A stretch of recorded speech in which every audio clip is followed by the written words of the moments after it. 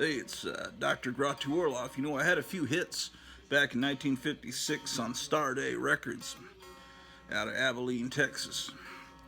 But now I'm doing this YouTube shit, talking about comic books and all kinds of wonderful things. Let's see. Having said that, let's have a conversation going forward about the microaggression of joking about the Queen. I guess I was joking about the Queen in the last episode, and I didn't mean to offend anyone. The Queen, I guess, you know, people have told me she's a vampire and she's a lizard. I don't know that to be true. She seemed like a nice old lady, you know. She'd been there forever, my whole life, you know. That was the Queen, you know. I don't know. My parents told me they're just figureheads. They don't really run things. They're just there kind of for the tourists. That's at least what my mother told me. I don't think that's really true. I think they have a lot more power than you realize. I hear the Queen owns... You can look this information up. I'm not telling you this stuff is true. I'm just telling you what I've heard. I heard she owns 1/4 of the land on the planet Earth. Or owned. I guess now King Charles owns it. Anyway, I don't know. She liked dogs. Everyone says she liked dogs. She was just like us. You know, I like dogs. She likes dogs. She was a wonderful person. Okay, I don't know anything about her. I know that Prince Charles is a horrible, or now King Charles is a horrible human being. I was just watching Salty Cracker. Apparently it's gone. He was just showing some viral videos when Prince Charles was signing the paperwork to become King Charles.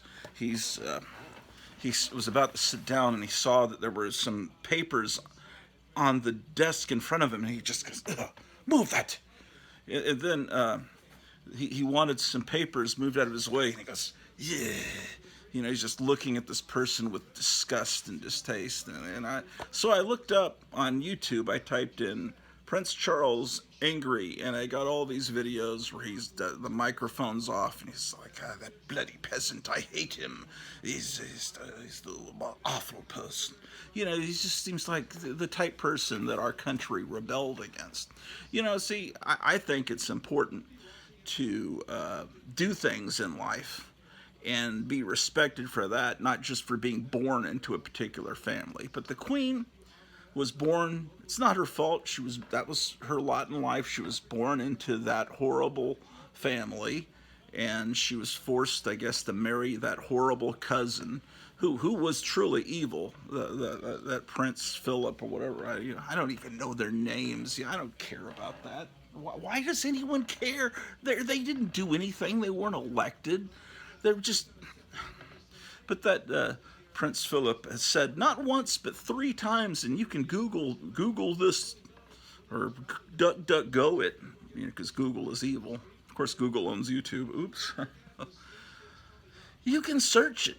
He said several times, if I am reincarnated, I'd like to come back as a deadly virus that will get rid of the majority of the population of the Earth. Those horrible peasants that breathe carbon dioxide. It's terrible, carbon dioxide. Anyway, so, you know, whatever. He's evil. The Queen seemed like a harmless old lady. And really, she was queen during some great times. And into the time where, you know, of today, where England's not so great anymore. Just like our country, United States has become shit just in the last 2 years. You can criticize our presidents all you want. People in other parts of the world, in my lifetime, there's been, how many presidents that I liked? I liked, who did I like? I liked Donald Trump and I liked Ronald Reagan. And, you know, in retrospect,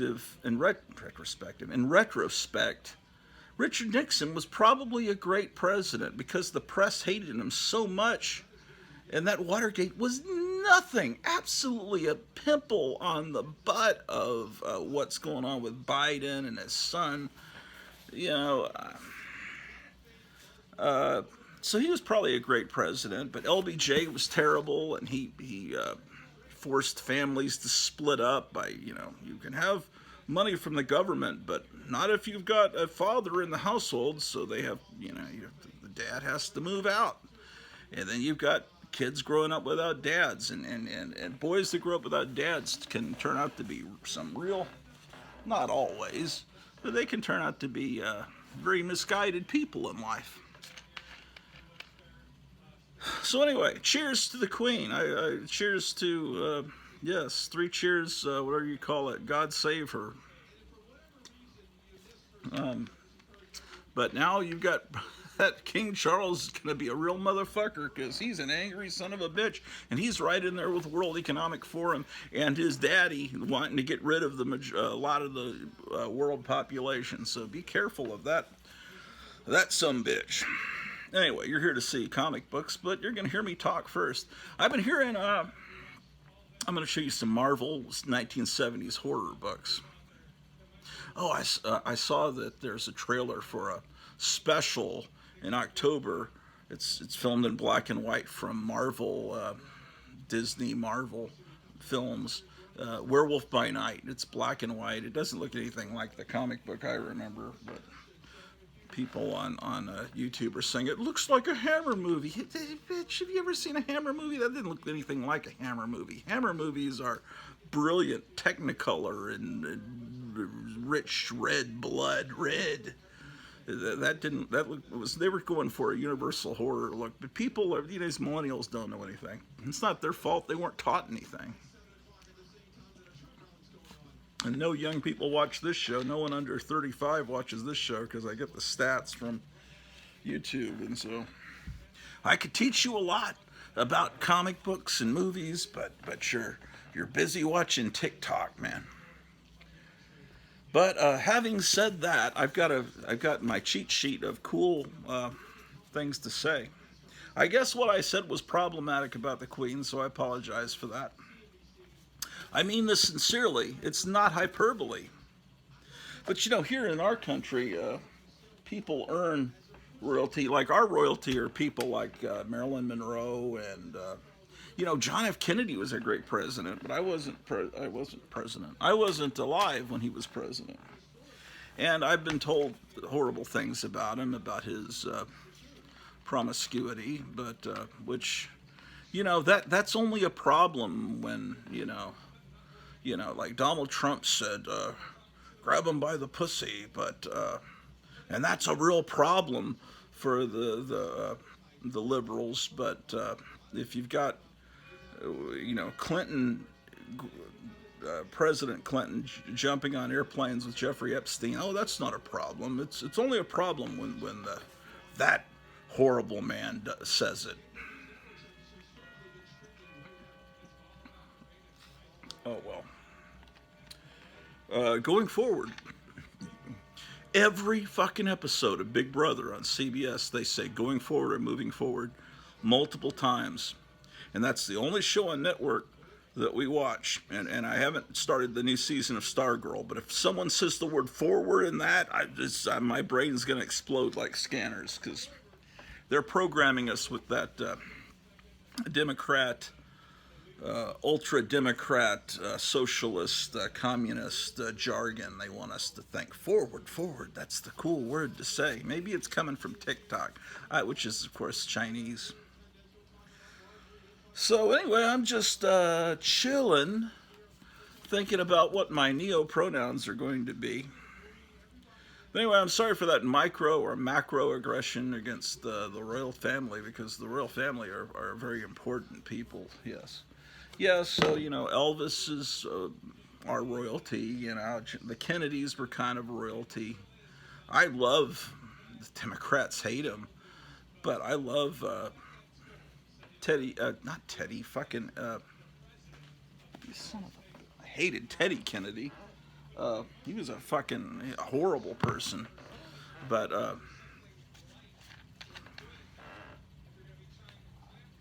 Edward Kennedy's son is pretty great.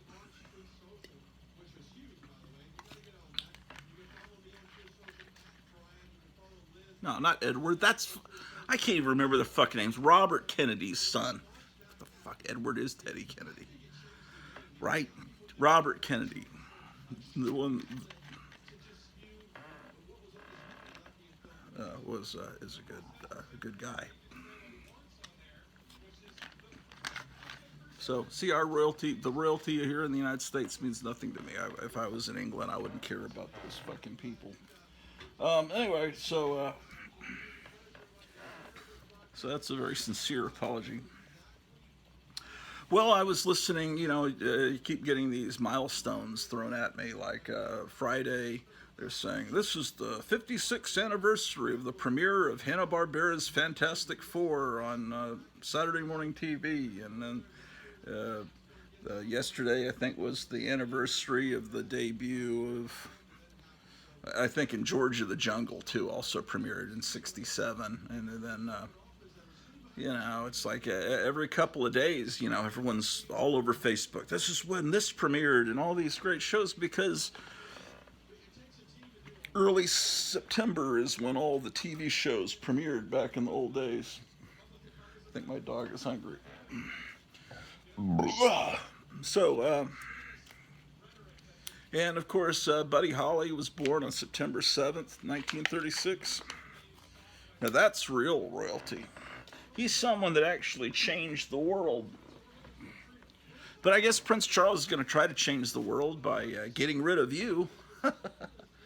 Anyway, people aren't really taught our history here in this country anymore. And anyway, so everyone was upset about the I don't think you're allowed to say the name of why we were wearing masks the last few years. Everyone was upset about that, and then that went away, and everyone got upset about Ukraine, and now apparently they say everyone's saying Putin's losing, he's retreating, so now it's the Queen. Oh, but then the Queen will go away, and then it will get back to climate change, as far as what you need to put on the top of your little Facebook page to show that you're right in with the hive mind, that you're just another one of the sheep that wants to believe everything you're told. But I don't know. The world sure is wonderful. September 11th, 2001, a date which will live in infamy. Yeah, I thought my uncle was in that building, because he was in the building the first time they bombed it, when they put some bombs in the basement trying to bring it down. I think that was in the 90s. So when I heard that this happened from this student came up to me and said, "Did you hear about what happened in New York?" I said, "No. We were just watching it in algebra class." They had the TV on in algebra class, watching, and I guess they saw the second plane hit. Or, when the first plane hit, I was in a meeting. I didn't even know what happened, and so I didn't know about it till, I think after both buildings went down. So, I quickly went to the Drudge Report, because the Drudge Report back then was actually a reliable source of news. I don't know if Matt Drudge sold out, or if he just, what happened. He went insane. Something strange happened to the Drudge Report a couple of years ago. It changed completely as far as its view. But I thought my uncle was in the building, and the class was all shell-shocked, so I was talking to them, and they said, "Why would these people do this?" And I said, "Well, to a certain extent, it's because we're friends with Israel." And this real tough girl that was, I think, like one of the leading figures in the local gang, which spread throughout a big part of the city. It was a pretty tough gang, but they were very well dressed. It was what they were known for. Anyway, this gang girl says, I said, "Well, to a certain extent, it's because we're friends with Israel." And she says, "Who's he?" She figured that Israel was some rival gang leader, because she never heard of the country of Israel. She just figured, that sounds like a guy's name. Anyway, you came here to see comic books. Let's see.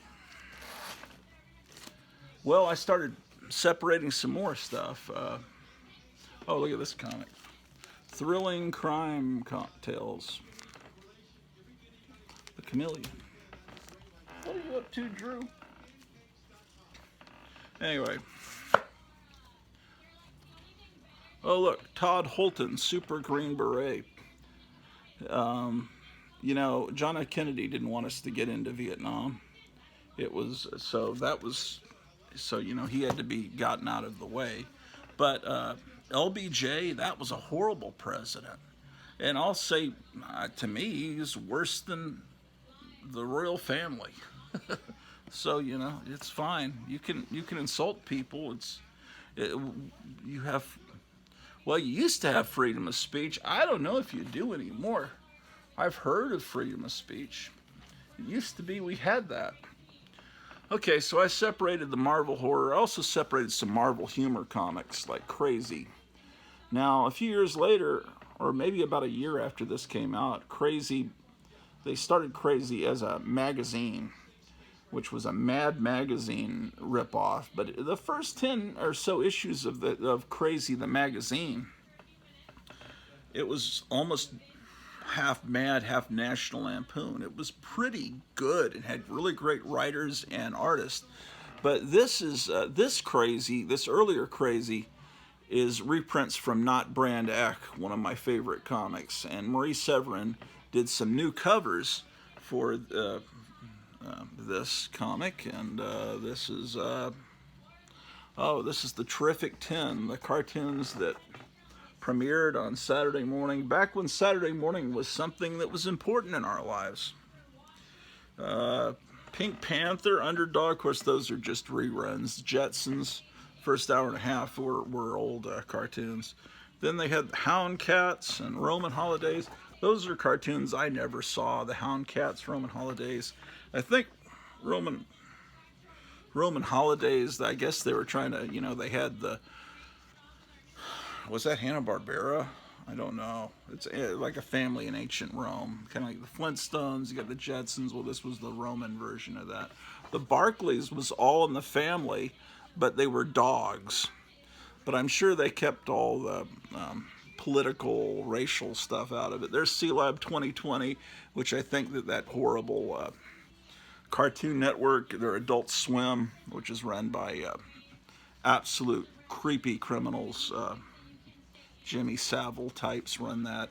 I think they did a C-Lab, like a parody of this cartoon. Around the World in 80 Days, I don't know, a bunch of shit, really. It was NBC, yeah.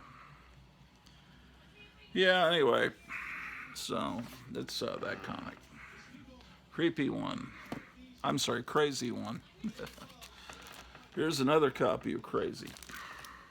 Whenever I find it, I buy it. You can tell I found it twice. Here's this one's an actual original cover from Not Brand Echh, just recolored slightly. But here's the wonderful story where Spider-Man's going to get married. All the detail is there to mimic the early EC Comics Mad Magazine. And so, you know, you can buy these reprints, but the original Not Brand Echh comics are affordable. But if you want to buy the reprints for very cheaply, you can do that. All right, Crazy 2. Here's Crazy. This is the comic book that changed my life. Crazy number 3.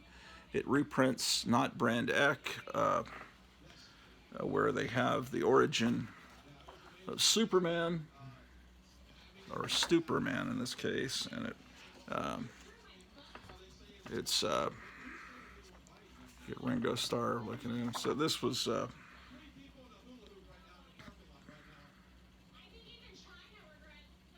Marie Severin. I guess Marie Severin did the pencils and inks.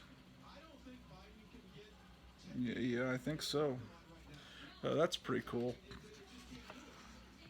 But But it shows his origin, and then of course it shows that the proliferation. All of a sudden there was Supergirl, and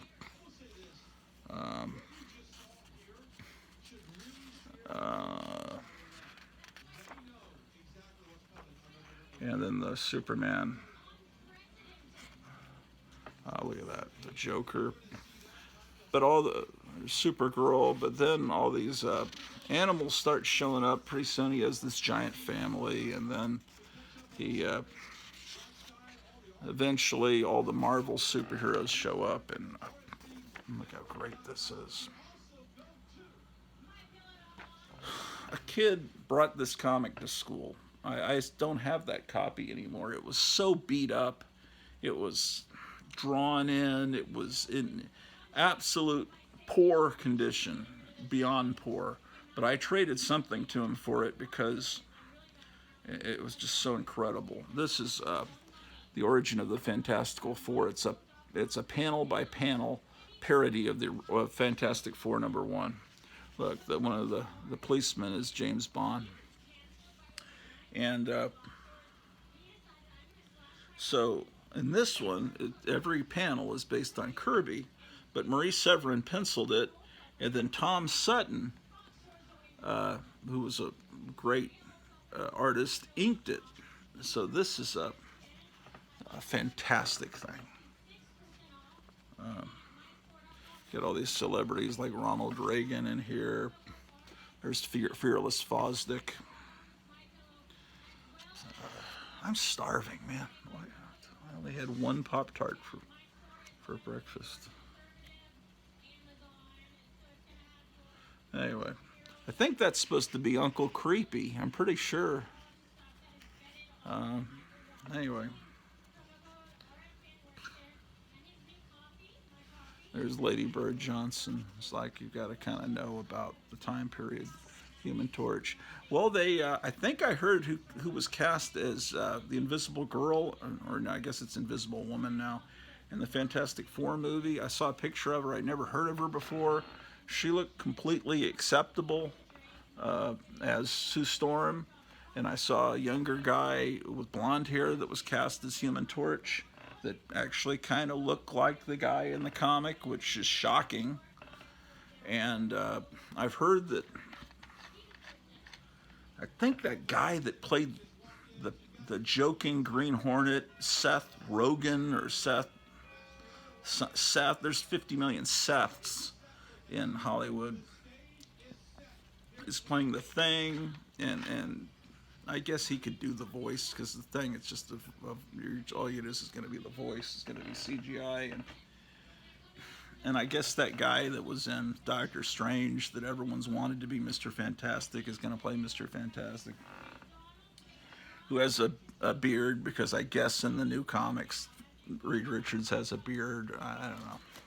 Then that's completely acceptable. I figured they were going to try to do stunt casting and make them look nothing like the original comics.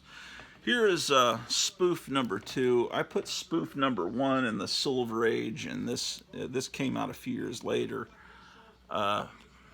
It's the Marie Severin cover. This is supposed to be like a Mad thing. The caricatures are a little questionable. And then this is kind of weird, because that's a parody of the poster of Fritz the Cat, which was an X-rated cartoon, and they put Charlie Brown in there, and originally I think he was like grabbing her boob, or his hand was between her thighs. I don't remember, but it's a little ballsy for Marvel to do that. Of course, no one ever read this comic, or I guess this comic is hard to find. You don't see it very often. But it's got Marie Severin art in it, and I love it. Now, here's one. Here's another copy that's not bagged yet. And I'll show you. It's not all Marie Severin art. Oh, look at this full-page ad for this comic that should have been a hit, but wasn't.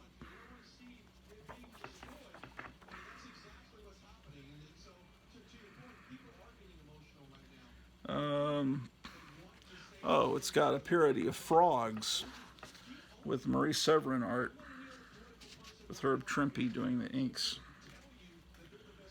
Oh, look at that. Watch out for the Invisible Man. I'll be showing you that Invisible Man comic, supernatural thrillers, in a little bit. Depending on how long the battery, how much memory, not battery, but the memory on this phone lasts. Here's the Partridge Family. Partridge Family, yeah. And then what is this here? Oh, it's like the first What If. What if celebrities ran for president? I don't remember this one.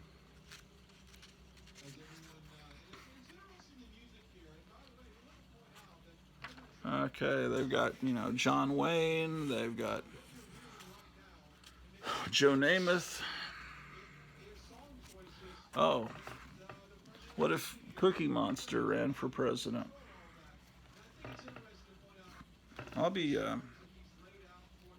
soon I'll be going to John Wayne's birthplace, possibly in the next few days. And, oh, look at this Wonder Woman. It's pretty great.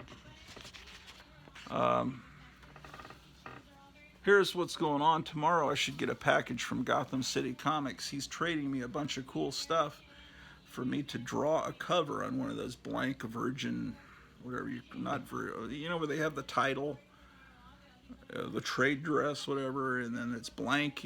It's like Garbage Pail Kids. I didn't even know they were doing a Garbage Pail Kids comic. That sounds like that could actually be cool. But he's sending that comic, and I'm going to paint a cover on it. I have a few paints that survived the move, but I need to run and buy some paints and some little brushes to do that, you know.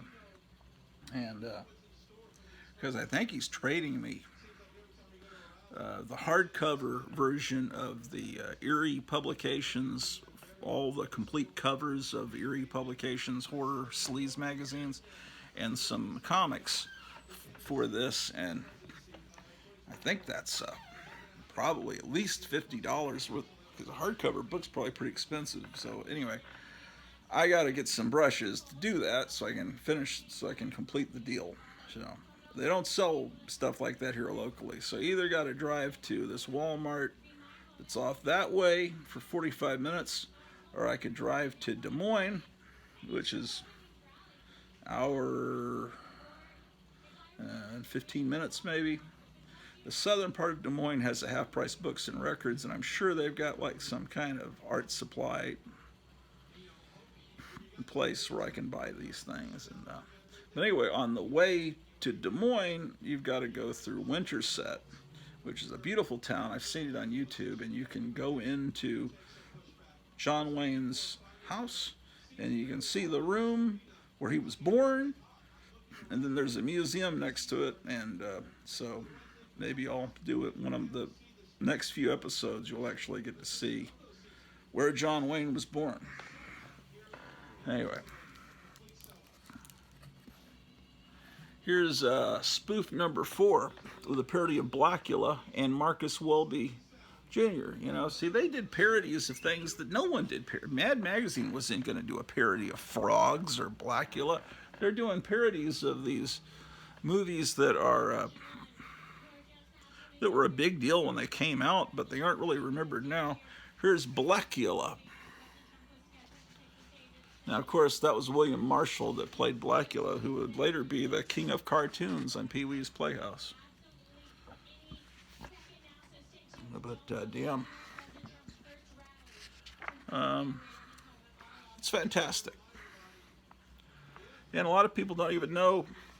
Look, all the Universal monsters have been are ready for blaxploitation films, and actually, some of this did happen.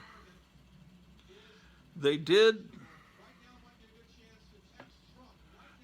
have a movie called Blackenstein, and they had Dr. Jekyll and Mr. Black, but they don't show Jekyll and Hyde. They show the Hunchback, They show, looks like Tarzan, Lone Ranger, Superman. Superman, they were supposed to make a movie where Superman was African American, but I think with Warner Brothers being reorganized, they didn't do that. Anyway, pretty controversial subject matter. Yeah, this what if, I guess it really did start in spoof, and I guess people don't realize that. I didn't really remember that. What if famous people were Santa Claus? What if Santa Claus was Spiro Agnew or Flip Wilson? Boy, I'm sure that young people have no idea who Flip Wilson is now. Or John Lennon. Oh, look at this great, that's a great one. Oh, look at all the celebrities there gathered. You've got John Lennon, the Submariner, Hulk, Ed Sullivan. Damn. You even have Alley Oop in there. Isn't that pretty cool? And then Make Us Welby, MD. Yeah, this is great stuff. And nobody knows about spoof. At least I don't know. Maybe some people do.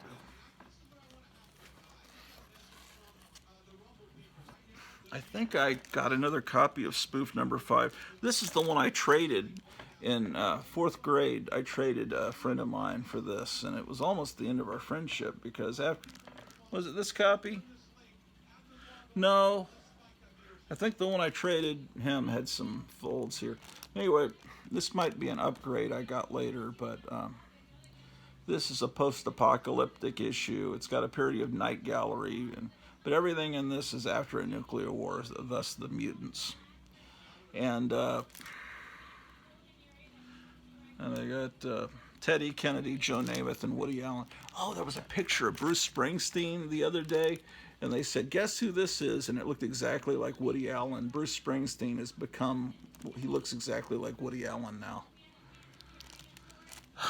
But let me tell you something. I remember it was about 1975, 4, and I was reading my dad's Newsweek or Time, and it said, this is the greatest thing in rock and roll. He is the new hero of rock and roll. At the time, about Bruce Springsteen. You know, I never liked him. Some of his songs, when other people do them, I mean, I liked Manfred Mann doing "Blinded by the Light." I thought that was a cool song, but I don't, he wrote it. But I guess this is blasphemous to see if people are going to be just as pissed. It's funny when I was making fun of the Queen. I wasn't making fun of her death. I was making fun of her, but. I was also wasn't I also making fun of Star Trek: The Next Generation? I didn't get any flack for that. Because you think that would matter more to nerds like us, But anyway, yeah. But Bob Dylan, this will piss people off. He was a great songwriter. I didn't really care for his song, his delivery. But when other people like the Byrds or Peter, Paul, and Mary or whoever the fuck did his songs, they were great. He was. I'll shut up because I'm gonna lose. Whenever every time I put up a video, I lose 2 subscribers, and then after a couple of days, I get those subscribers back and maybe another one. But it's just like every video, it's like I lost a subscriber. I'm telling you, lost another one. I guess I'm going to put in this box the humor, the romance comics, and the horror comics from the 70s of Marvel, and another box too. Here's My Love. Yeah. And there's the Foom ad. I sent off and got my subscription to Foom. Quite wonderful magazine. So, this ad, I always love this ad. These t-shirt designs you could get. Some are inappropriate for a code-approved comic, like this Panama Red, the guy smoking the joint. Should not be in a children's comic, but this is Roach Studios. How do I love thee? So I'm gradually trying to go through. I'm going through a bunch of books upstairs. I'll show you. Possibly this episode, possibly next one. Depends on how long this episode goes. Okay, that's my love 35. Okay. How about that? So that brings us to Chamber of Chills 1. Now, these were reprints of 1950s horror comics.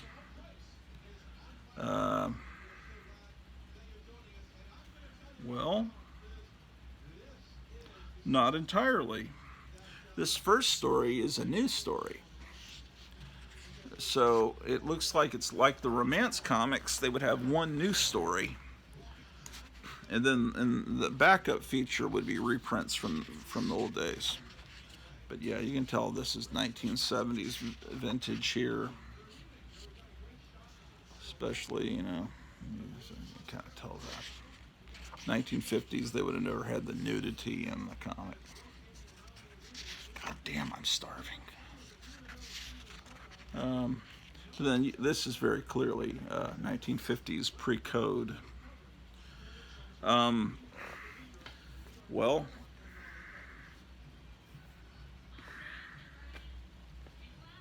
I should get a book out and show you. There was, as you know, a big problem with horror comics. People had a big problem with the horror comics that were so popular in the early 50s.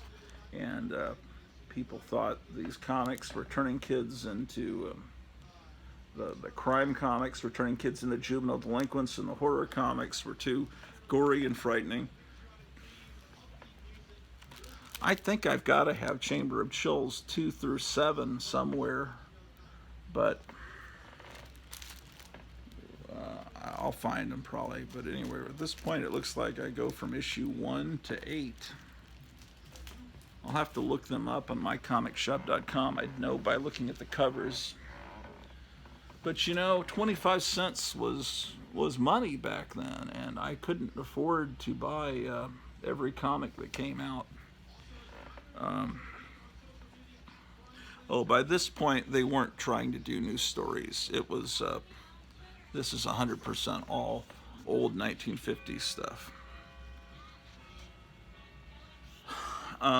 The quarter was a lot of money to a kid then, and the wonders of inflation, as you're seeing now every day.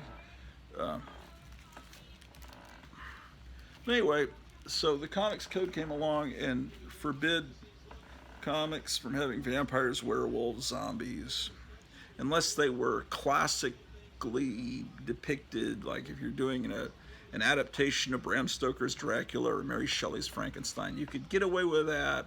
Or if it was cartoonish, like Frankenstein's monster or Dracula in a Bob Hope comic, you could get away with that.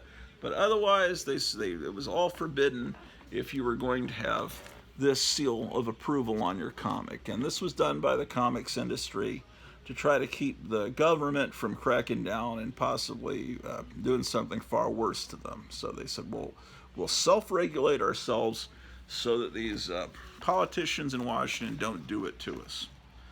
Okay, that was 10, and then this was issue 19. So I'm missing a lot of these Chamber of Chills. And of course, by showing these, everyone's going to rush to mycomicshop.com and start buying them, and then I won't be able to get them. But maybe someone will leave a few there for me. Of course, not having any money precludes me from filling in these holes in my collection. That's issue 20. But yeah, see, now they can have zombies. Oh, I said, but yeah. I hate it when people say, but yeah, and I'm doing it. I don't hate the people that say it. We can't help it because we hear it so much. And a lot of these people that say moving forward aren't saying it because they're communists. They're saying it because they hear everyone say it at work. They think it sounds intelligent. It's like saying moreover. Moreover, just say in the future. But I had students, I had to explain what past, present, future meant. And it was so hard for them. because they've never been taught anything. And then if you actually care about them and care about them knowing and being intelligent, an intelligent member of society, you've got to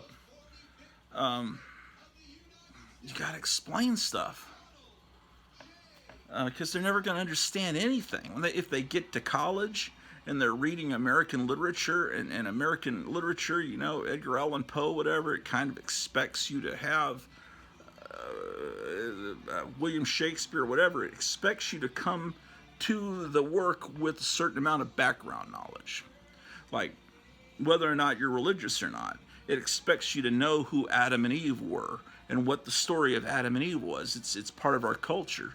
And if you've never been exposed, if you've never heard of Noah and the Ark or any of this stuff, and it's not teaching religion, but, one time I was explaining about Adam and Eve because, I think, I don't know, in Adam's fall we sinned all, or there was something in something we were reading that mentioned Adam, and so I was in this millennial type assistant principal was saying, well, why were you talking about that? It's like, I don't think they need to know that. To be an intelligent member of society, you have to have a certain amount of knowledge, or you're just going to look like a boob on a date, or everyone's going to think you're dull. You just, and they're going to laugh at you. YouTubers are going to come up to you on the beach and interview. How many states are there?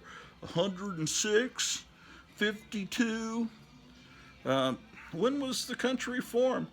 1692.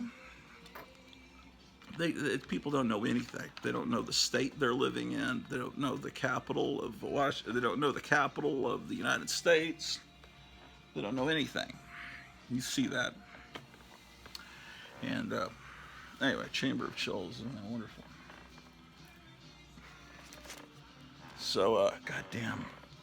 So,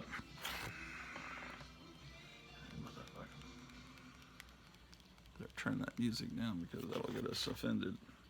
That'll offend YouTube. I always hated that song. That's a song that Trump comes out to. I always thought it was corny. It was written right after 9/11. That I'm proud to be an American.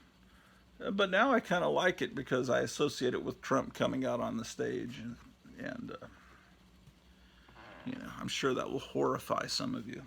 For the people that didn't vote for Trump, those are the guys that sit down when they pee. Someone said that, and I saw a meme somewhere. I thought that sounds like a pretty good one. They're the guys that sit down when they pee, man. They're a bunch of motherfuckers. This is Chamber of Chills 25, ladies and gentlemen. The Jack Kirby art. Yeah, I'm watching last week's Donald Trump rally here. Let's turn it up. It's not allowed to be on YouTube, but you can barely hear it. Oh yes, Moomba. Did you ever have any of these school supplies? There's a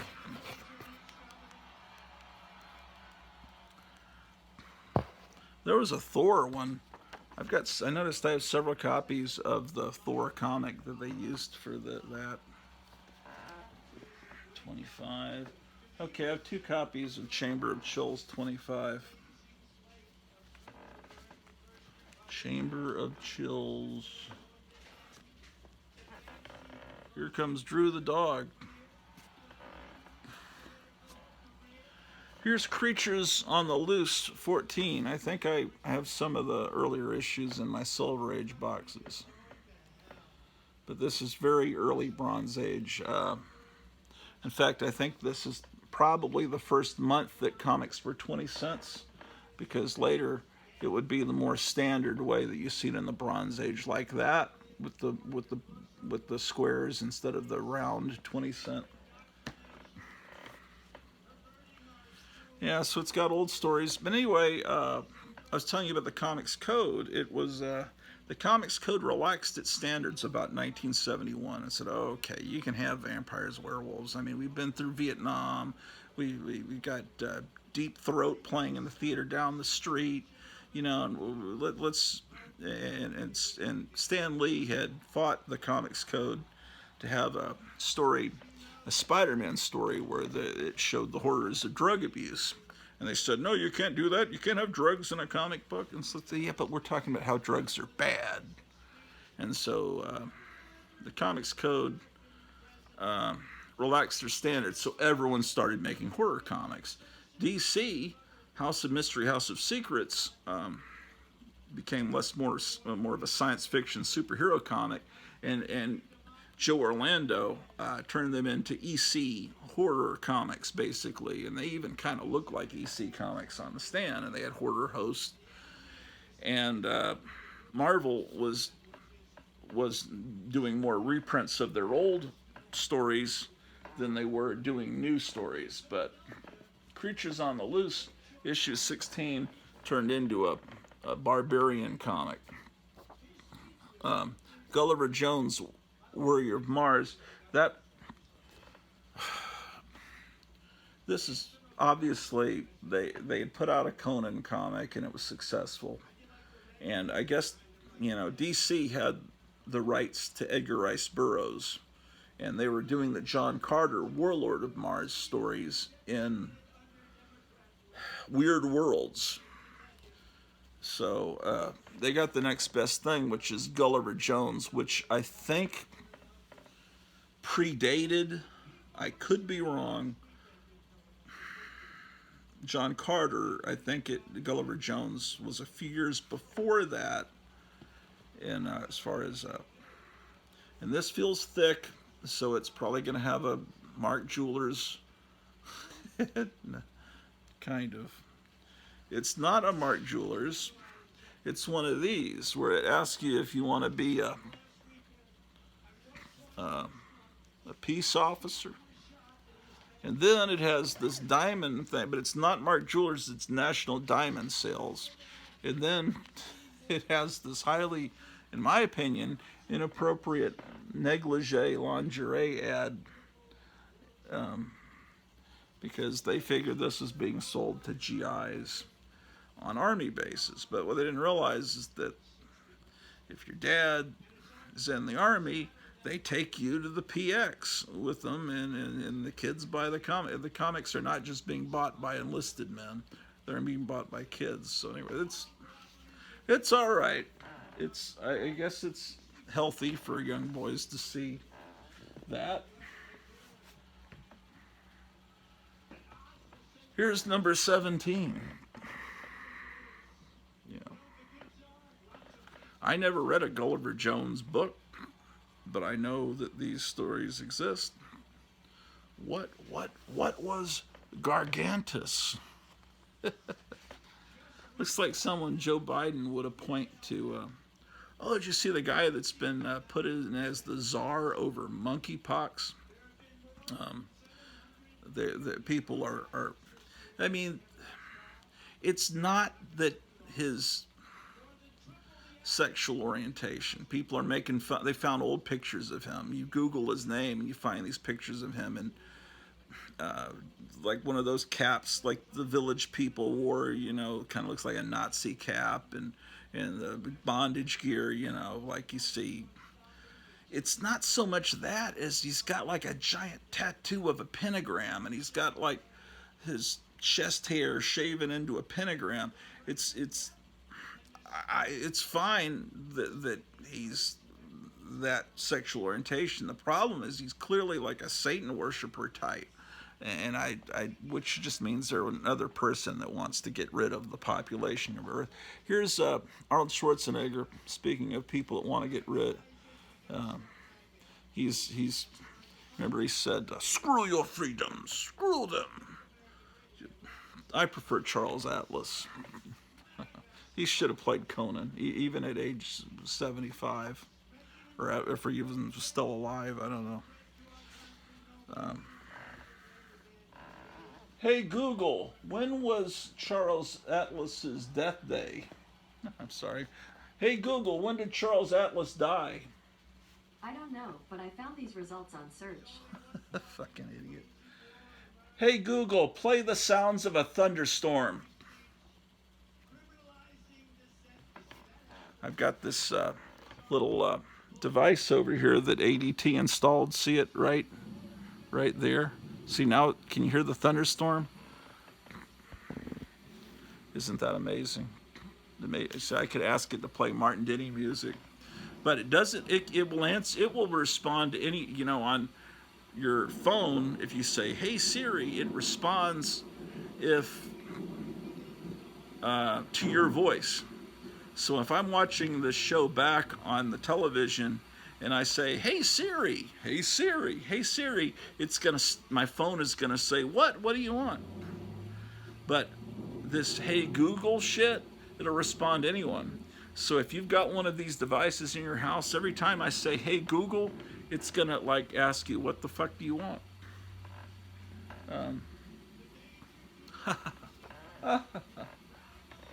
So I can turn that music's over, so I can turn up Trump. This November we're going to stand up to this. Okay, this one for some reason has a hole. Very neat termites. Or actually it's probably put in there to keep inside someone's trapper binder in school or something. I don't know. So this has got old reprints, but they still have these Gulliver Jones stories.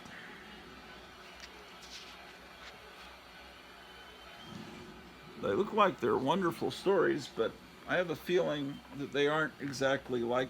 Oh, and Gulliver Jones was in Monsters Unleashed too. Not issue number 2. It might be issue 2. What do you got there, Drew?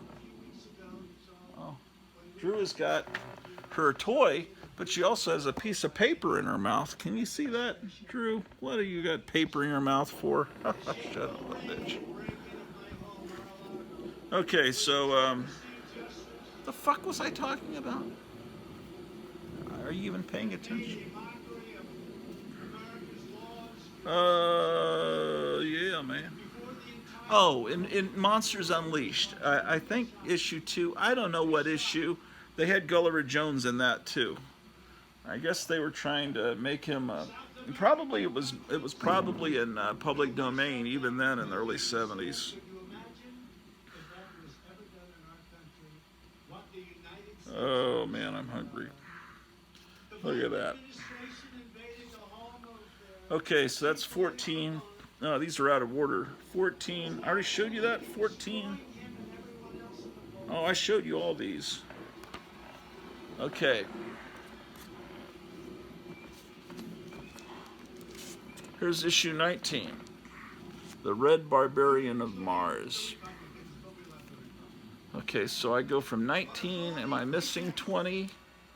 Possibly. This has an amazing Jim Steranko cover. Look at that. That's one of the great covers. 21. 22. Okay, so now they're doing Thongor, Warrior of Lost Lemuria. That was, Lemuria was supposed to be one of those ancient civilizations that supposedly actually existed. Oh, you've got a Steve Ditko story in the back, and then this new Thongor story in the front. And I think Thongor stories were starting to be reprinted in paperback at the time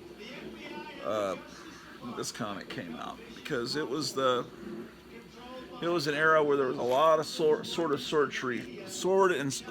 and sorcery stuff being printed in paperback. The what? Oh, did I show you that? I didn't even point out that it's a wonderful Jim Steranko cover. And it looks like every time I find it, I buy it. So it looks like I found it twice. 3 times, rather. And then It's 22. Here's 23. Here's a Trump rally this Saturday in somewhere, Ohio maybe.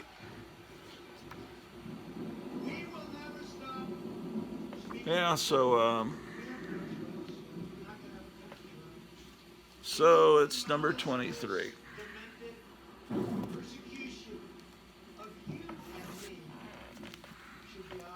24, Creatures on the Loose. Here's 25. In the USA, we are being assaulted by the same group at the FBI and DOJ that just a few years ago declared no reasonable process. Who's the artist in this? After she set up a secret illegal. Oh, Val Mayrick. I forgot about him. There were so many great artists back in the early 70s. Why aren't there a lot now? I mean, Alex Ross is great, and who else is really great now? Mike Allred.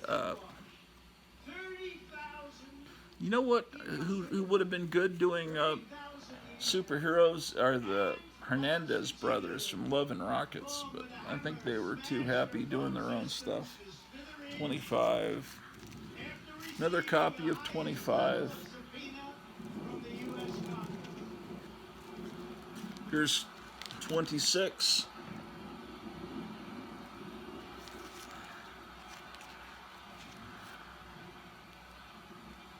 Sword versus Sorcery in the great tradition of Conan. This actually really looks like a Conan cover. The girl tied up there. Yeah.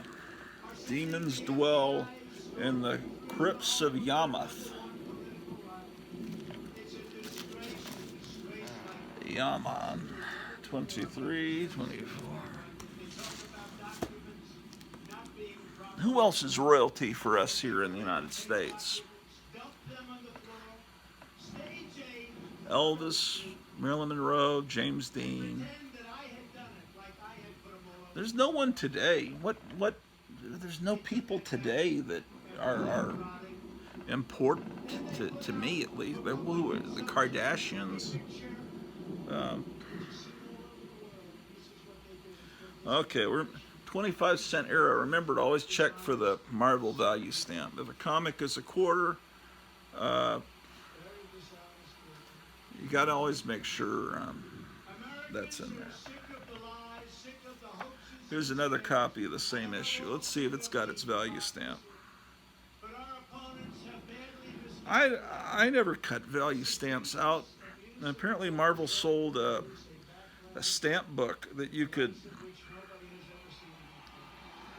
cut the stamps out and put them in. And usually the stamp there'll be just, here's like a text page on the back, but sometimes it will affect the story.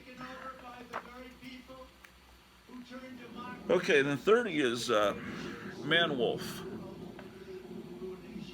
Jonah Jameson's son, the astronaut that appeared in Spider-Man #1, I believe.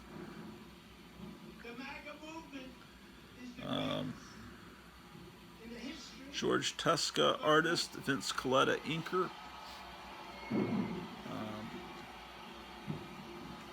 To me, the art's not as amazing as what I would like, but it's not terrible. 31. Surprised, I don't want to say it because Sony might do it, you know. They're trying to make movies from characters that they kind of halfway own.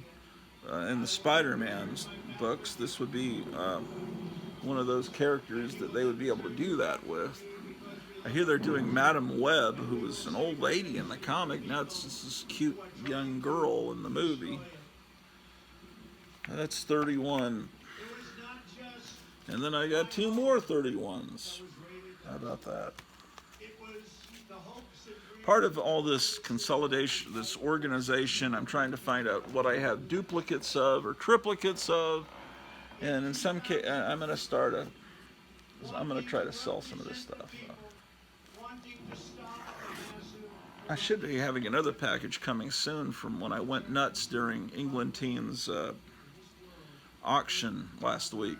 There was an auction in the middle of the week. Normally they're on Saturday nights.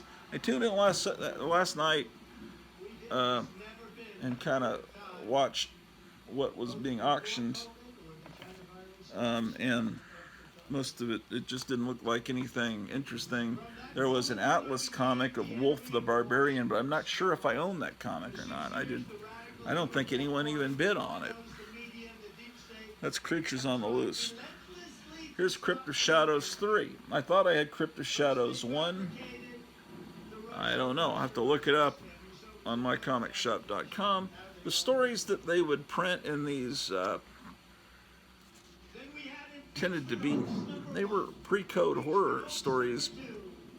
Some of them may be post-code, but they weren't as violent as EC, and I think they were trying to choose some of the more tame horror stories, because they weren't, I don't think they were ready to go balls to the wall and print the super gory stuff from the 50s. Okay, so that's 3. And here's Crypt of Shadows 7. Okay, these are comics that came out when I was in 2nd grade. So I just didn't have the money to buy every horror comic that was out. And usually, this is one I bought later. It looks like I got it for $1. Think of it about Russia and the lower. Yeah. No collusion. Right? Came in no collusion. This That was your decision after. this is my childhood copy of Crypt of Shadows 8. And this was the first one of Crypt of Shadows that I bought. I remember that. So at some point I must have upgraded it or bought it again. There's another one. This is my childhood copy of Crypt of Shadows number 9. Yeah, it was just a wonderful time to be a kid. I mean, I missed the Silver Age. I missed the dawn of all of that, but I came along, having been born in 65. I'm about 7, 8 years old when all of these horror comics are hitting the stands, all because the comic companies are flexing their, trying to see what they can get away with the comics code relaxing. And it wasn't just Marvel and DC. Everybody was doing horror stuff. It was Gold Key, you had Charlton. Here's 14. And even Archie Comics did Chilling Adventures in Sorcery. Sabrina telling these stories that for at least the first 2 or 3 issues were, or it was a horror comic consistently. The first 2 or 3 issues were done in the Archie House style though, so it was ultra weird.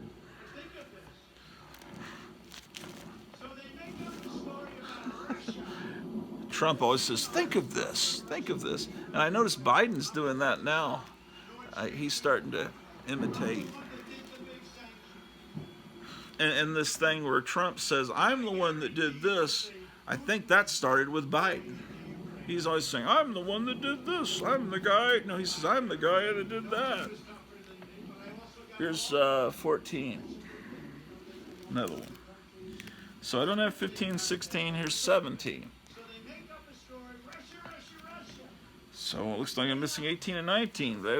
These are hard to find. At least traditionally, they've been hard to find. Just growing up, they weren't in the comic stores.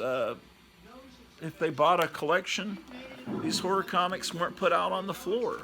They figured no one wants them because they just want X-Men or whatever.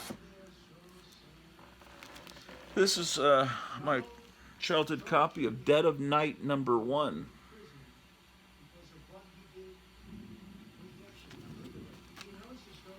Dead of Night 2. This was one of the. This one had better covers, just consistently. Here's Dead of Night 3. Now, Horror Mike, who's a great guy on YouTube that has a whole. He makes films and a documentary on pre-code horror. He'd probably be able to tell you exactly where all these stories originated. Usually in Marvel they'll tell you, though. Let's see if they do here. Oh, look, it's signed Joe Sennett. Usually it would tell you, I thought, at the bottom, first appeared, where it would have appeared. But these are,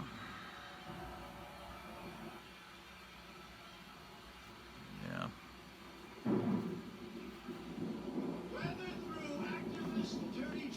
Oh my gosh.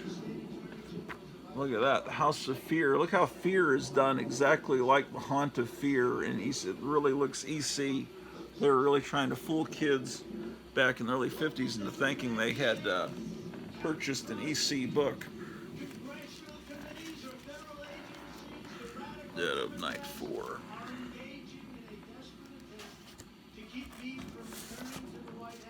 Dead of Night 5. Dead of Night 6. This one I remember I bought as a kid. This is my childhood copy. 7. Looks like I have several copies of this one.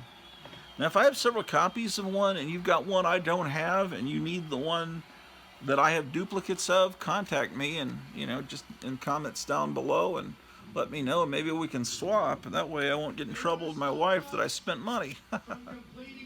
I'm all for swapping. That's what kids used to do, and that's what you're supposed to do with comics. Kids swap them. Of course, I'm not a kid anymore. I keep forgetting that. Okay, so that's 9. Then it becomes like a kind of a horror superhero comic. They did that with some of these. So that's number 11. I'm missing 10. All right, so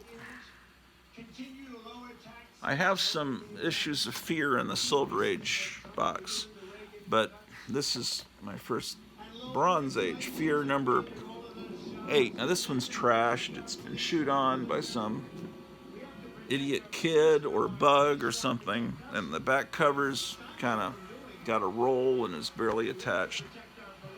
But it's still readable.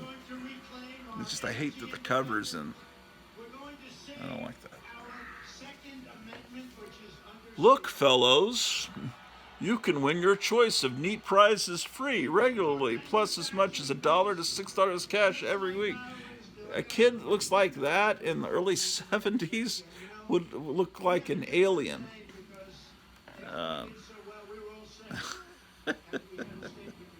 Just because you had to have, it was more cool to have longer hair.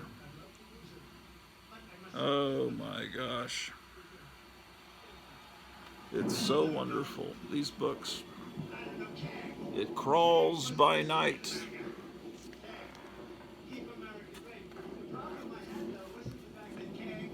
Out of the fog, into the smog.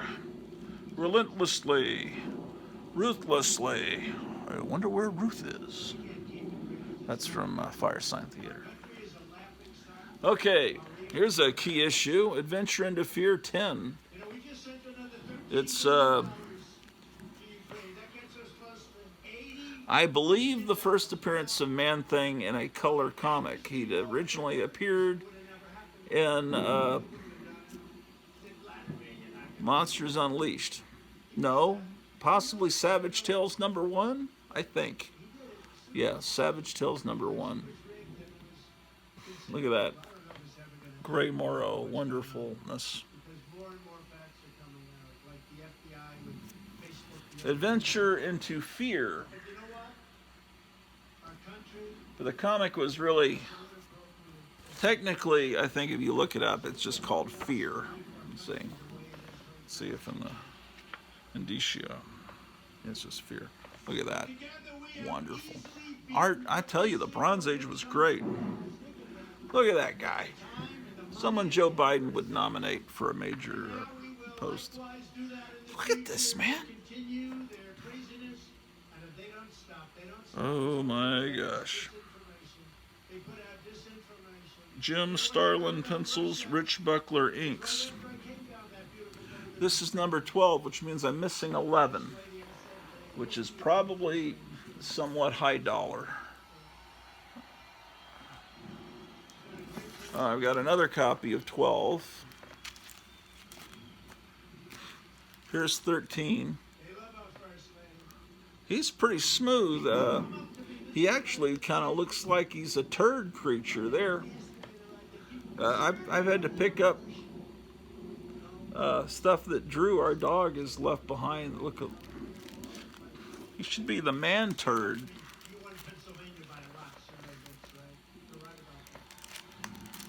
Yeah, Night Tagger was like looking for a Man-Thing comic, and he went into the shop, and he knew there was a Man-Thing comic there that he wanted, and he went back to the store and asked the guy, hey, I'd like to see your Man-Thing again.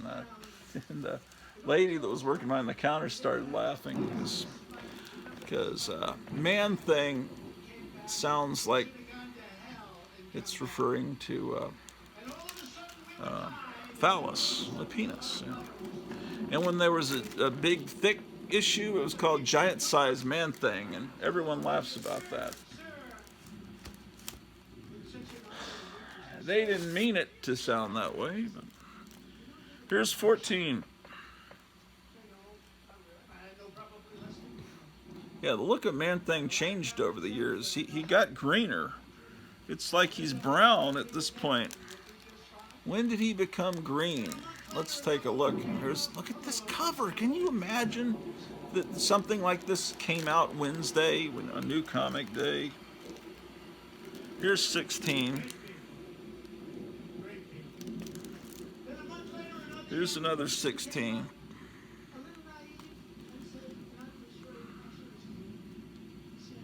Uh, 17. He's starting to get a little greenish with 18.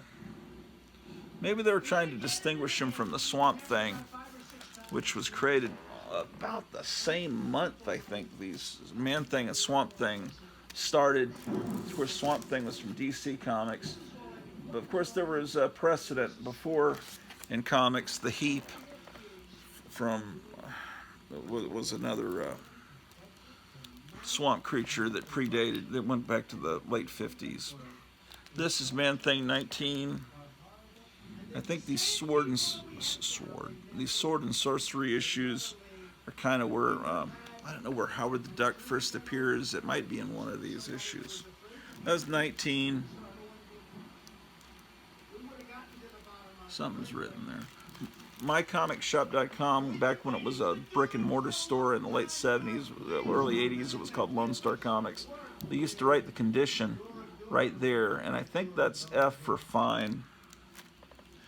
Here's my childhood copy of this, which probably was important at one time. I don't think people were speculating it would be important, but then the movie turned out to be awful. But I don't know. It's something I picked up because I love vampires, but Marvel had to put the living vampire because the comics code was, I think they were a little nervous whether they were going to allow the undead. So they put the living vampire. He was a vampire through science. He was not someone that died and came back as a vampire. So that let them, and then when they did the mummy, it was the living mummy, the living Colossus, everything had to be living, and they had to put it in giant print that he was the living vampire. You know, Morbius is tiny. When they brought Morbius back in the 90s with these really ugly looking comics, Morbius was the big name. 23. Here's 24. Blade the Vampire. I really need to put this in a bag with a bag and board. I found some boards and bags No, I just gotta find them again. I found a stack of boards about this high and a little bit of bags when I was unpacking. So I can. That one was Blade, the Vampire Slayer. It's not his first appearance, but people would care about it. Here's 29. Nobody cared about Blade until the movies came out. He was not any. It was a character that nobody even had heard of, unless they'd read Tomb of Dracula, or I guess that one issue of Man Thing. I guess they brought him back in the '90s, but yeah. The movie, when he came out in the movie, no one knew it was most normal people. And a lot of comic collectors probably didn't even know that was a comic book related movie. Here's Journey into Mystery 2. Not the Journey into Mystery that we know where Thor first appeared. That was a comic that started in the 50s as a horror comic and eventually became the comic with Thor in the 60s. And then Thor got his own title, which was just Journey into Mystery changed into Thor. So the numbering of Journey into Mystery, it just switched over to Thor. And then they started Journey into Mystery again in the early 70s as horror. Are they reprints? No. This is actually a Robert Bloch story. And it's new. New and then. Gil Kane and Ralph Reese, artist. Ron Goulart, writer. Based on a story by Robert Bloch. So yours truly, Jack the Ripper, and it looks like when Marvel started, yeah, this is the whole story is, and that's the teaser that Frankenstein is coming to Marvel, and they call it the Monster of Frankenstein. And then there's a little short reprint from the 50s in the back. So when they first started these comics, they had a news story. And then eventually, there's Journey into Mystery 3. Eventually it was all reprints. But I loved it anyway. I loved the 50s stuff. How else is a kid in San Antonio, Texas in 1973-74 going to get a hold of a 1950s comic? It's just not possible. This has got a new story in it, or is it? Hunter and Gene Colan? Yeah, it's new. Oh, it's H.P. Lovecraft, The Haunter in the Dark. Yeah. Okay, so they've got new stories. Okay, Journey, and then they've got an old story in the back. Okay, so it looks like they're pretty consistent up through issue 4. Issue 5, let's see if they've gone all reprint yet. Okay, still has a new story. The Shadow from the Steeple. So, and then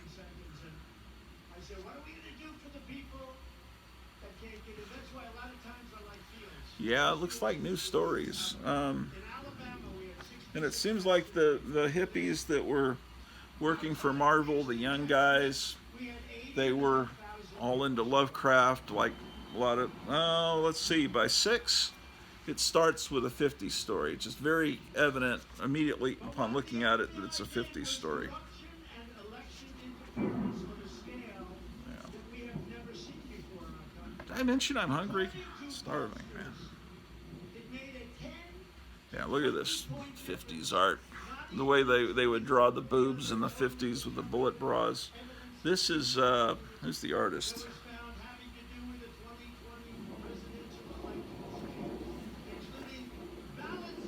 Joe Maneely, I believe.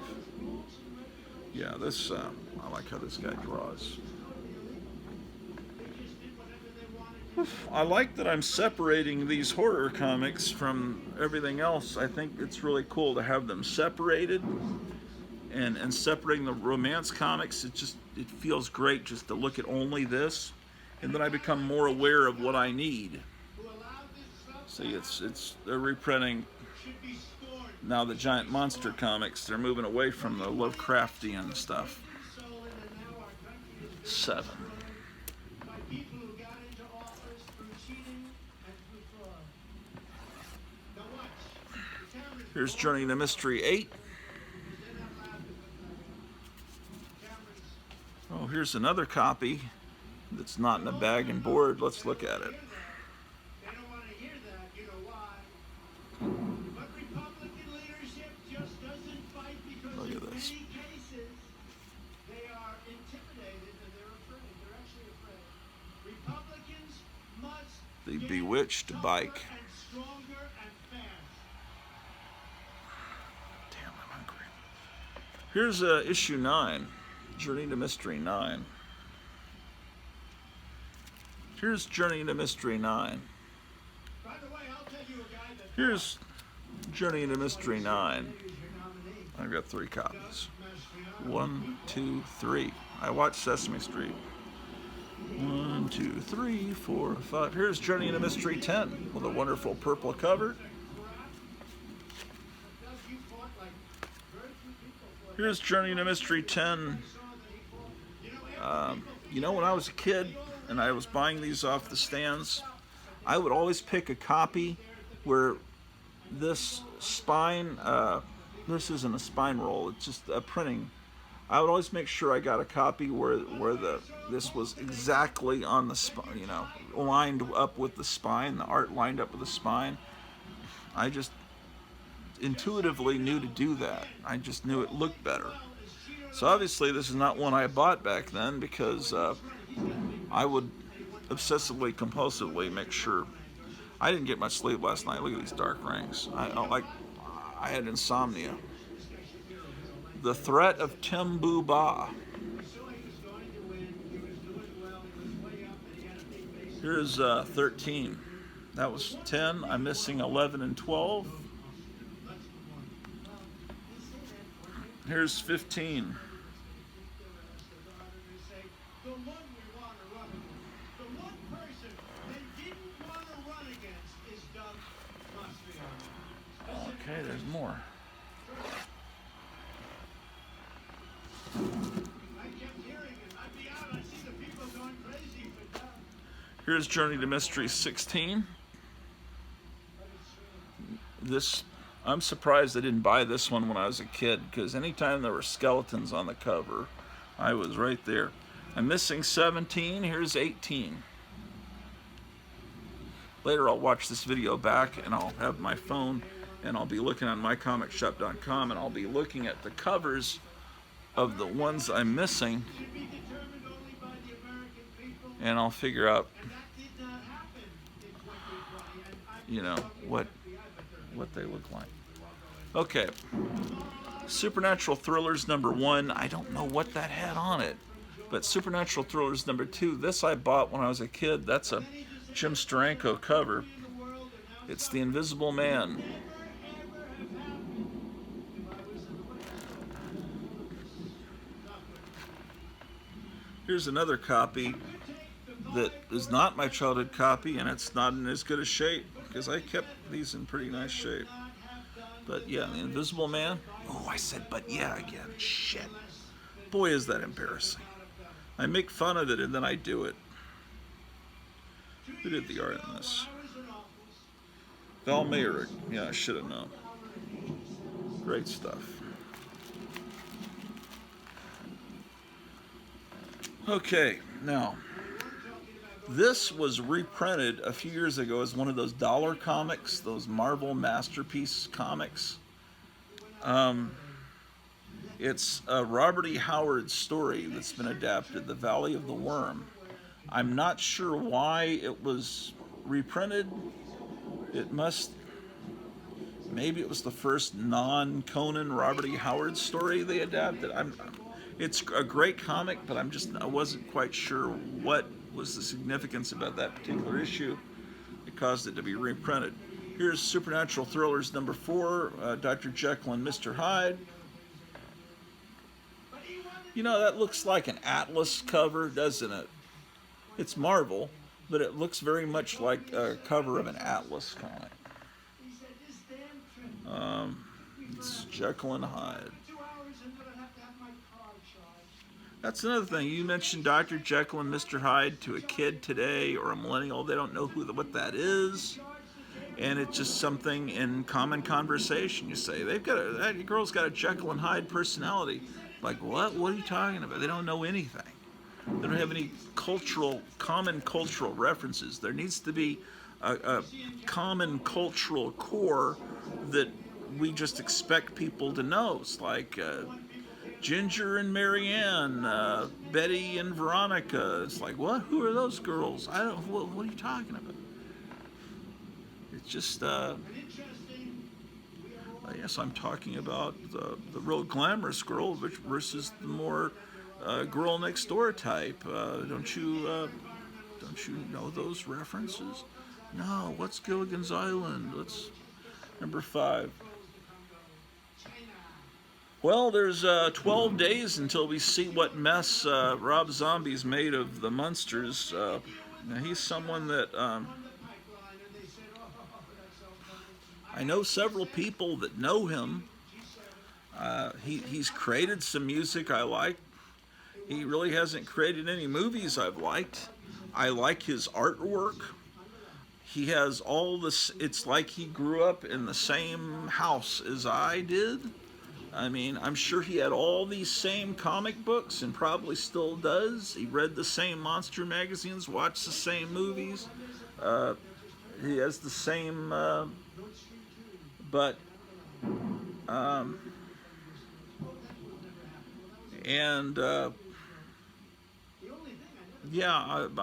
that, and Glenn Danzig was all into the same movies and the same cultural stuff that so, if I was to meet, and this old girlfriend of mine that knew Rob Zombie said you would get along really well with him. He's just like you, and I'd probably get along well with Glenn Danzig. I hear he's real full of himself, and he created his own comic book company of dirty superhero comics and Satanica, or what was it called, Verotica or something, and he made a terrible. It was worse than Rob Zombie's movies. It was a straight-to-video Blu-ray of Verotica. But and all of Danzig, the Misfits, all their songs were, Vampira. Vampira, that's royalty. When Vampira died, I mourned. When Betty Page died, I mourned. When the Queen, that's sad. She's an old lady. She was very young, 96. It's kind of young to pass away, and she liked dogs, and she repaired engines back in World War II. Someone took a picture of her. Maybe she really was a mechanic, but I have a feeling they just took her out there and she checked the oil, and they took pictures, and maybe she really did it. What the fuck I know? This show is irreverent. I make fun of things. It's like I grew up with the National Lampoon. I grew up when you were allowed to make fun of things. So I'm sorry if I'm offending all the people over there in England. But yes. Oh yeah, this is the one. I don't know if you notice, I'm feeling these books like they're Braille. And the reason I'm feeling it is I know when I was a kid, I made my own Headless Horseman comic, but I traced the cover. So when you put a sheet of paper over it and trace it, it leaves indentations. So you can always tell when a kid has traced the cover. So I was trying to be an artist, and if I hold it up at just the right angle, you might see maybe not. Anyway, I replaced it later on. This is my childhood copy. Yeah, I know I got to get it in a bag and board. I don't want to hear that shit. Of course I do. I don't have the money. Maybe I should do another telethon. I did a telethon about a year or two ago, and it's like, here's my PayPal address. I'll sing some songs, because Jerry Lewis isn't around to do a telethon anymore. And a couple of people sent me money. It was very appreciated. Spinner Rag Studios sent me some money. But maybe I should do that again. And my wife suggested I do a live stream where I just answer questions. I think that Comic Collector Geek has been doing that, or at least I heard him talking about it. But yeah, write down. She said, just do a live stream. Tell people like a week in advance so they can come up with questions, and you can just answer like I'm some celebrity. I don't know. She was telling me that last night at the barbecue restaurant. I should answer questions on the air. So maybe I'll do that in a few days. So come up with questions you want to ask me, and I'll pontificate about them.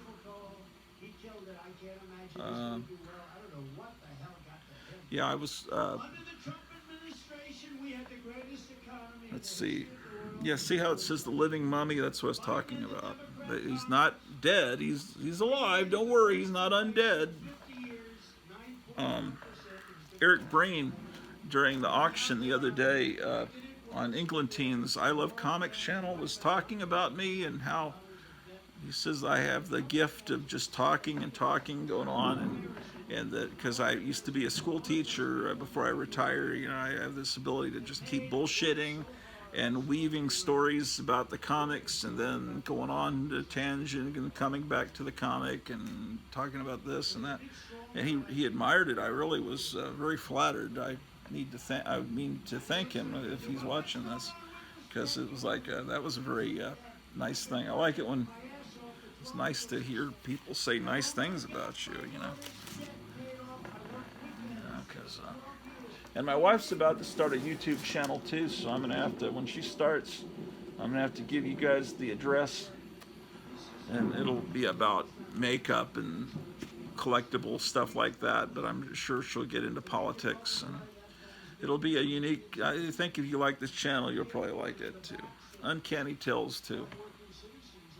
She'll probably make her studio up in the attic, the penthouse, the master bedroom. So that's coming soon. Uncanny Tales #2, which became Uncanny Tales from the Grave, because maybe kids didn't know what uncanny meant. So from the grave, you can figure that out. Here's #3 again. #4. Hear me, brother. Tonight we turn this captive human into one of us, into a vampire. No, in the name of heaven, no. It looks more like a demon. Boy, look at those bat ears he's got. That's pretty freaking cool.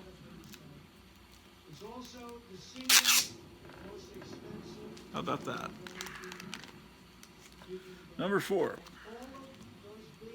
Here's #5. This actually also looks like a cover of an Atlas comic from the same era.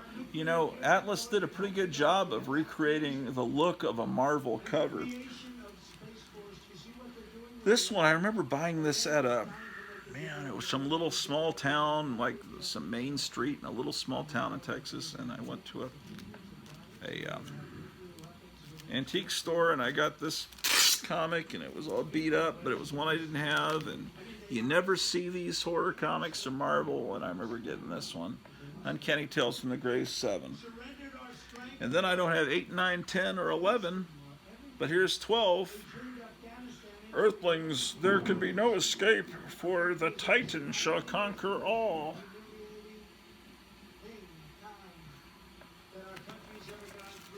How about that? I'm through with this box, so I've got more upstairs. Let me get that box. Or maybe I should. The last couple episodes, I was about to show World's Finest from the Silver Age, and every time the camera shuts off right when I'm about to show them. So maybe I should show you the World's Finest so I can put this box back upstairs, and then I'll show you more horror comics. We're just hoping that I have enough time. I showed you this one. I think last episode it shut off right as I was showing you that one. That's this is right when the comics code came in. They would make it huge so parents would say, it's okay, you can buy this comic, look, it's approved. They made it gigantic. That's 80, man, 82. My 124, it's still big, but not as big as it was here. And then, god damn, I'm hungry. I mean, gosh darn, gee willikers, 161. I need to stop saying that because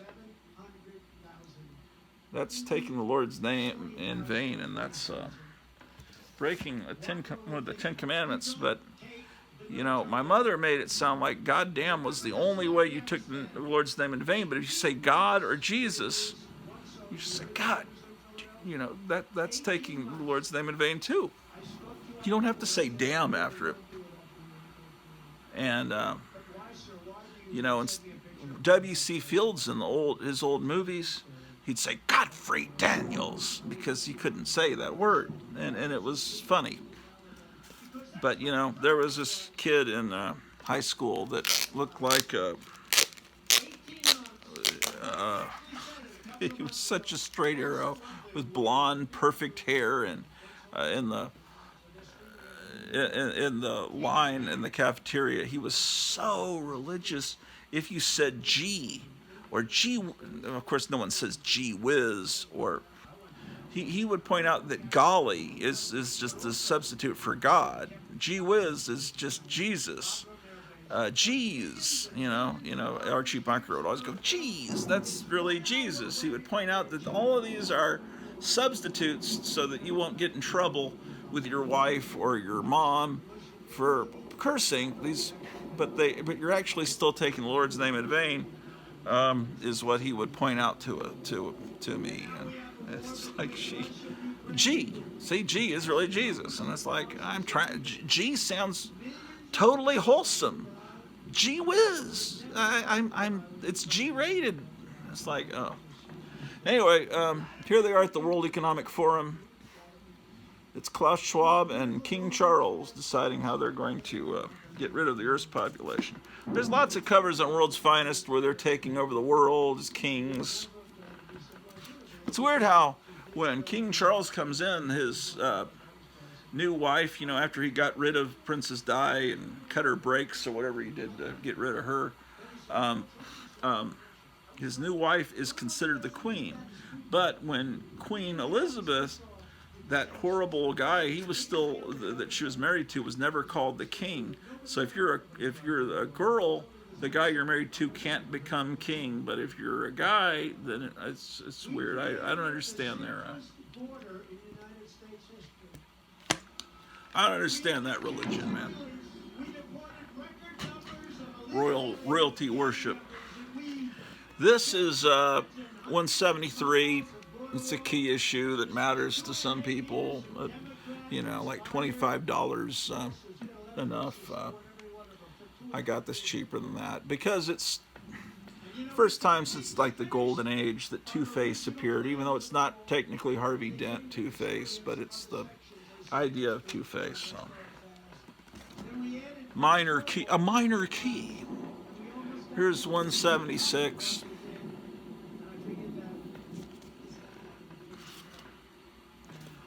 Here's 177. I'm sorry. I'm distracted.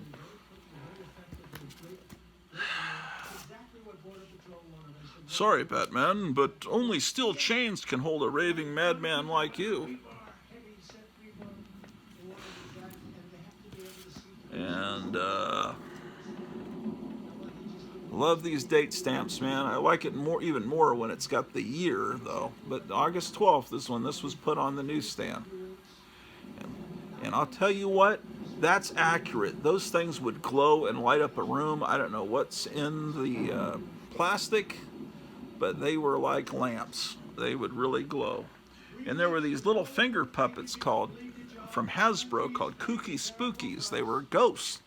And those things, I don't know if they put uranium or radium in them. I don't know, but they really would glow green.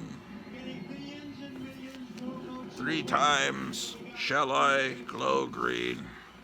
Once to bring power, once to bring death. No, Wants to bring death, wants to bring... How did it go? That was from the original Green Lantern, who's now apparently gay, like according to the people that write comics today. And they made Iceman from the X-Men. They changed him into LGBTQZ character. I love how they're forcing them to dig their own graves. Hurry up with your graves, Jimmy and Robin. I'd finish you myself, but I have a code against killing. So I'll do the job. Boys. Dig now, die later. Gee whiz. But this is okay with the comics code. But you can't have those vampires, man. If you want to read a really good summation about the comics code, and in fact it reprints the entire comics code, it's comics spelled C-O-M-I-X, and it's by Les Daniels. It's one of the greatest books. 198. I think this is the second time they raced. No, I'm sorry, the third race. These are key issues when they race, but that's the only one I think I have. Here's 200. I don't know where my Wonder Woman books are. I'm getting really fucking bothered by that. I have a lot of the Silver Age, the Wonder Woman books when, in the 60s, they brought her back into World War II there for a while. And then in the 70s, they did that when the TV show went on the air. They brought her back into the 70s because the first season of Wonder Woman, which was the best season, it was set in World War II. Let's go upstairs and get the other Marvel horror books. Right here in Pennsylvania last year, 2 illegal alien criminals allegedly brutalized. All right. A man to death on a busy street corner. In China, an illegal alien. I wonder where those Hasbro Kooky Spookies are. I'd like to show you what I'm talking about. Here's one of the mummy model kits I have. This has glow-in-the-dark part. That's not one I painted. That's one I got just at a garage sale. I probably have about 6 or 7 Aurora mummies. Here's a better one. This one.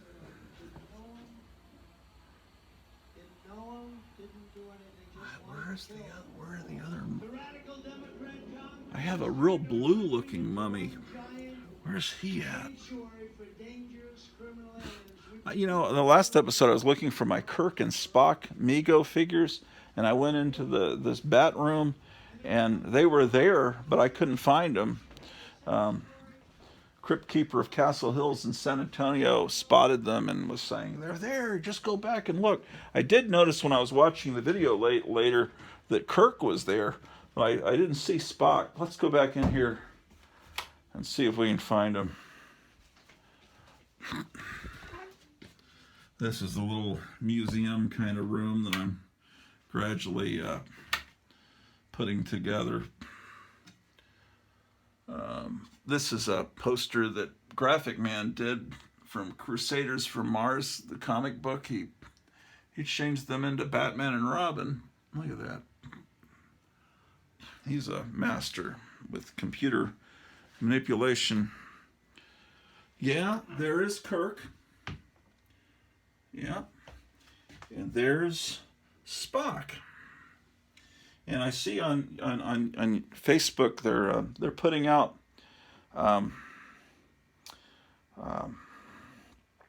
Mego figures in the original box. I don't know, maybe they're in stores now, where they look like the 1972 original Megos of Captain Marvel and Batman and Robin and Superman.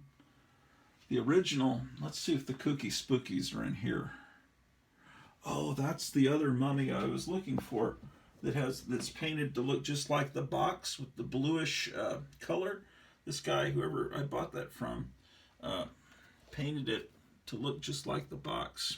Of course, I don't really know what I'm pointing at right now because I can't see what I'm shooting. I'm just holding the phone, hoping I'm hitting what I intend to hit. This wonderful picture here of this guy running a hobby shop, and he has Monster Corner. In Mesa, Arizona, there's a store called Gotham City Comics. They're the ones sending me the package that should arrive tomorrow. He's had a replica made of that sign, and he's going to put it behind the counter when he moves into his new store. He's in the process of moving to a new store. There's the mummy kit. This is wonderful. I'd like to recreate that whole picture here in this room. But I'm looking around for those two little, I don't know where they're at. I've been freaking out the last couple of days wondering where my clashing symbol chimps were, and then I discovered they were up there. Because I'm still all confused about moving. I didn't even know where the fuck I am. It's like I don't know. I know the little town I'm in, but I don't know. I need to explore. Like getting out and going to Des Moines, then I'll learn. I knew Texas. I'm still learning the state I'm in. The weather's starting to cool off. I'm sure I'm going to learn. But I've been through cold weather. I lived in Germany, and shit. Where are the kooky spookies? They got to be in here. Oh shit. See, when I don't know where something is, it starts to bother me, and then I start obsessing on it. Because there are things that never showed up here. I just don't know, man. They must be somewhere else. Anyway, we were heading somewhere else. Let's go there.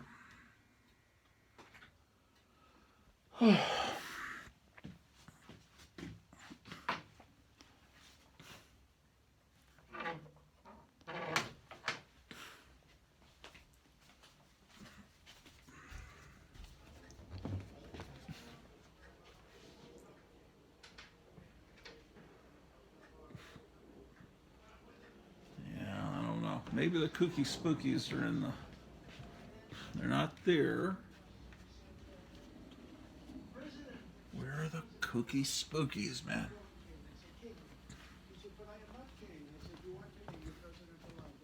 Are they in here? Kooky spookies, man.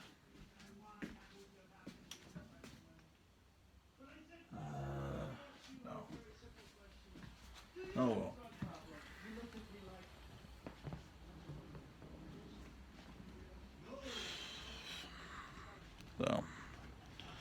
So how is your Sunday going? It's a wonderful day here in Mount Gratu. Yeah, this Georgia weather is pretty cool. Shit, motherfucker.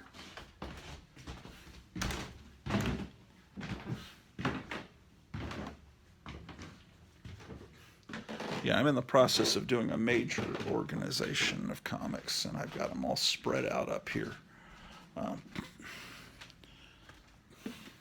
There's no furniture really for this room yet, so I've got everything spread out, organizing, and so it's a state of chaos, ladies and gentlemen.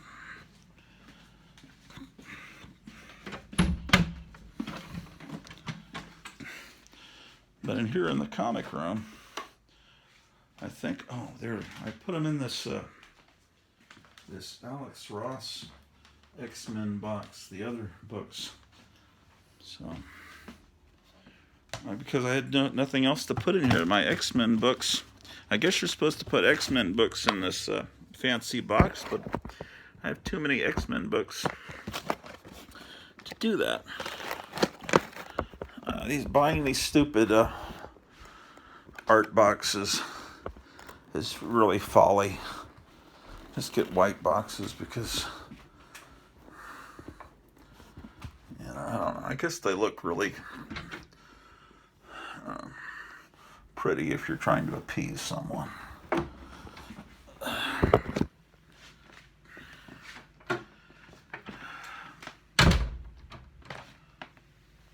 Close that door because I don't want Drew going in there chewing on something.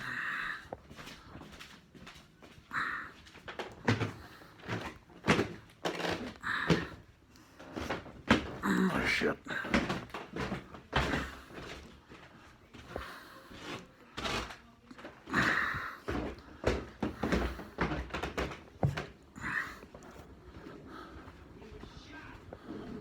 Recently, a pregnant mother was shot in the head and horribly murdered.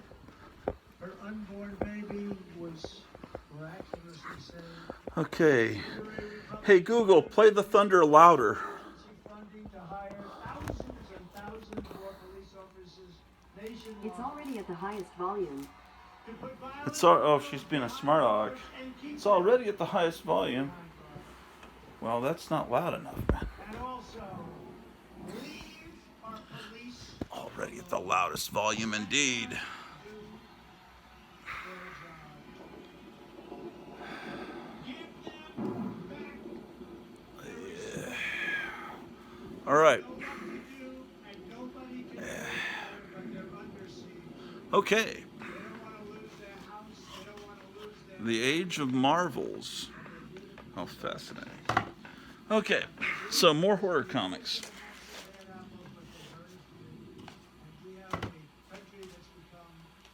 Supernatural thrillers. Uncanny tales. Okay, between supernatural thrillers.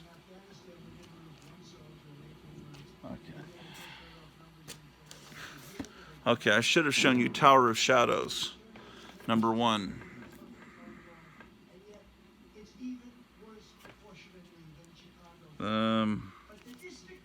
Tower of Shadows. Here's Tower of Shadows number 2.